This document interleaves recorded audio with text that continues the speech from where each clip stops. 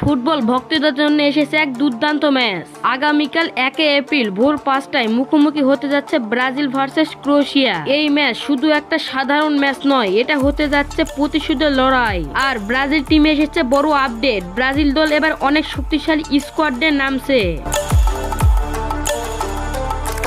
যেমন প্রথমে রয়েছে ভিনিসিয়াস জুনিয়র, ক্যাসমিরো, মার্কিনহোস, দানিলো, জুয়া পেদ্রো।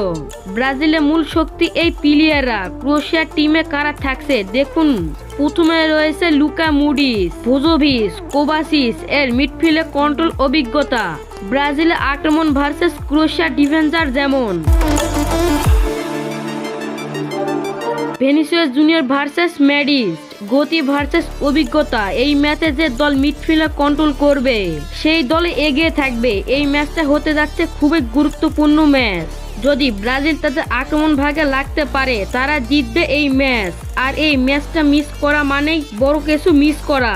কমেন্টে সবারই প্রশ্ন, নেইমারকে কেন মাঠে নামাচ্ছেন না? চলেন দেখে আসি। বিভিন্ন রিপোর্ট অনুযায়ী নেইমারের যদি ইনজুরি পুরোপুরি ফিট হতে পারেন তাহলে 2026 বিশ্বকাপে তাকে দলে দেখা যেতে পারে। আর এরকম প্রশ্ন থাকলে অবশ্যই কমেন্টে জানাবেন। ব্রাজিল আপডেট পেতে চ্যানেলটা সাবস্ক্রাইব করে রাখুন। ভিডিও ভালো লাগলে অবশ্যই লাইক এবং সাবস্ক্রাইব করে পাশে থাকুন।